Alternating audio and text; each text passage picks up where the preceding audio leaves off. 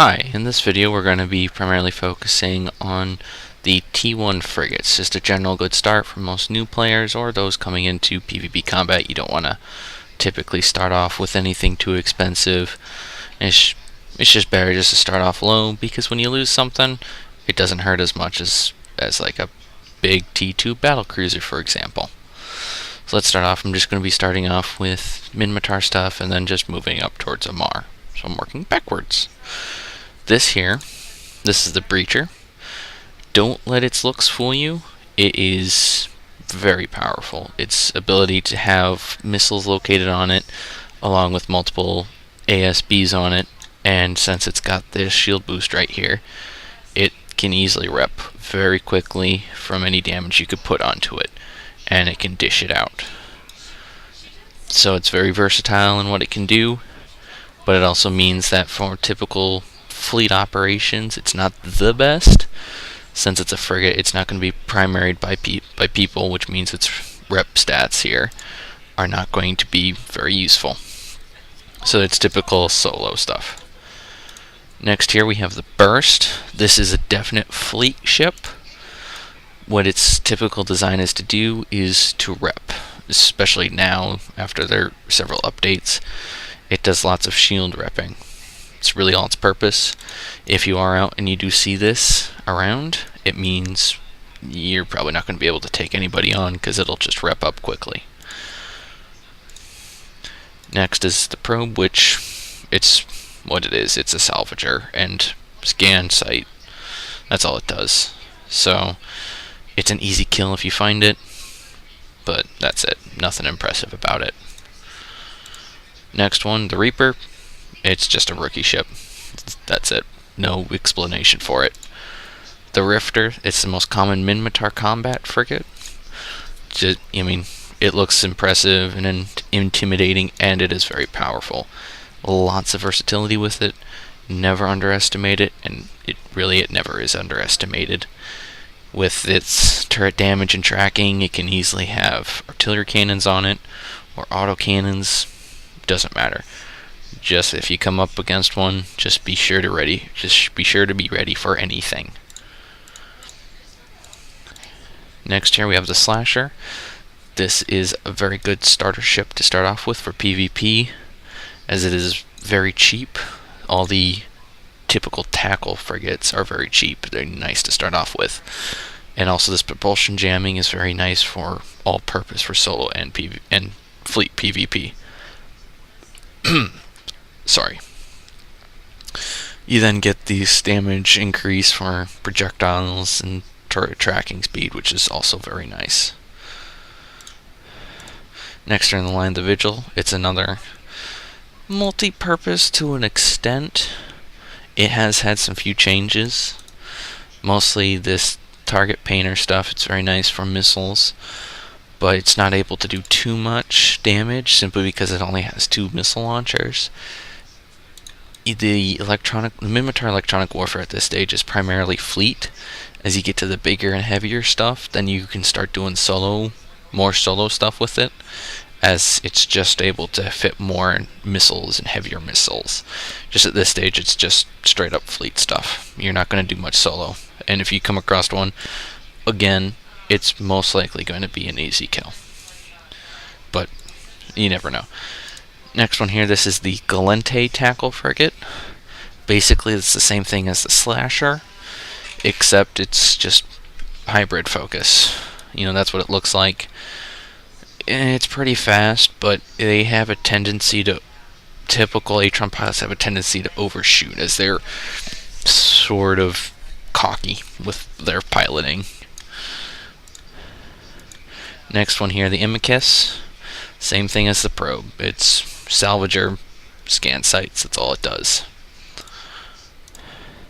Incursus, this is the typical solo Galente ship. The reason why is it gets this armor repair effectiveness boost and small hybrid turret damage. Means it's going to typically have the the blasters. There we go. The blasters are going to be the typical weapons on it, with dual reps on it. It makes it very tough to take down, and it dishes out a lot of damage. You know, if you do come across one, just be sure to know that if you're flying pretty much anything other than this, other than with any weapon sorts, typically you have control over the range. You just got to understand that. If you let that thing get close, it will kill you. But you can take them down. It just takes a long time.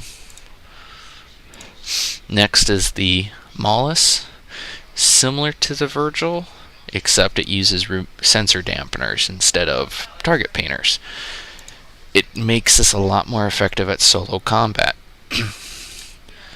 As you can see, with 2 hard points on it, you can put on 2 rails on it, sit at a far range, and just keep out of range and just keep pounding them, and they're not able to even lock you. Very effective at solo, very effective at PvP as well when you're trying to keep targets away from long range guns. So it's pretty effective. Next, the Navitas. It's just a rep boat, that's all it is. So if you come across one of these solo, and there's another ship in the area, and their pilots are part of the same corp or something, you're not going to probably get many kills in the area, because they'll just rep. Next, the Tristan. It's a very nice solo boat if it's fit properly, but it's tough to fit up because unless you know how to balance drones well. With that hybrid turret tracking and the drone tracking and hit points, it can easily dish out lots of damage while sitting at far ranges with rails and stuff. So, a force to be reckoned with. Later, rookie ship. Next here, the Bantam. It's just the Caldari rep boat. Same thing as all the other ones. You'll see a lot of these do repeat. Like the Condor, it's the Caldari tackle ship. You can tell that they're tackle ships with this propulsion jamming system's activation cost reduction. Very effective when you're activating disruptors or webs. Nice and cheap, quick. And that's about it. You know, with missiles and rockets, when you come across one, you just got to understand that missiles are very versatile when it comes across to hitting people. They're almost guaranteed to hit if you're within the ranges. There's a few instances when you can outrun them on an orbital path, but there's not too many that are like that. The Griffin, you can fit this up to be solo. Primarily for solo stuff, it's going to be defensive instead of offensive, simply because of the 2 missile launchers that you can fit onto it. You pretty much fit just a rainbow ECM on it, which then allows you to jam out whatever comes across you. Jam them out, they're just going to run away. And that's just how it is, because you jam them out, they no longer lock onto you, and then they can dock or jump if need be, or just warp away. So, but in fleets, then it can get very versatile with what it can do. Heron, salvager, scan probes, that sort of stuff. Ibis, Caldari rookie ship. Kestrel, this is something you gotta watch out for solo and fleet. A good Kestrel pilot can fit one of these up to sit at 50 kilometers away from you and just barrage you continuously with missiles. Or it can get right up close and personal with you with rockets and just rep damage. You gotta be very careful, but it is possible to take one of these down. Merlin, it's the first one you'll start seeing that gets this, a 4% bonus to shield resistances. Now the resistances are primarily a passive tank, which reduces a lot of the combat rolls it has in solo PvP. It does have some, since it gets the hybrid turret damage, but it means that you have a less chance of actually fitting on a good repper on it, which is what you really want for solo stuff. But for fleet stuff, it's very nice off tank, which means it's just secondary, which means it takes a lot of like the lower stuff damage. And when you've got a shield repper in the area, then this becomes very effective. also for intercept. Next, now we go into the Amar, the Crucifier. It's the electronic warfare frigate for them, with this tracking disruptor stuff. What it's designed to do is get up close and personal, if you're solo, up close and personal, to be able to disrupt the turret tracking, which what it does is it just slows it down, so then you can stay in front of the guns instead of right behind them, which is when they start hitting you. You can do solo with it, but it's primarily fleet, as you can just protect the entire fleet with one ship and still be able for them to lock on and shoot, which means they can't dock or jump. And I just closed out all my information tabs. Alright. Well, we'll go down through this then, through the market, which is how I got all this information set up before. Executioner is the Amar tackle frigate. As you can see with the 80%, it can dish out lots of damage, but because of that, it is also incredibly weak. And it typically blows up, but you can easily win lots of fights with it. You just gotta choose your fights properly. Next, the Emperor is the Amar rookie ship. That's it. Inquisitor, with the armor repair, it's the Amar Rippers. Nothing too special about it.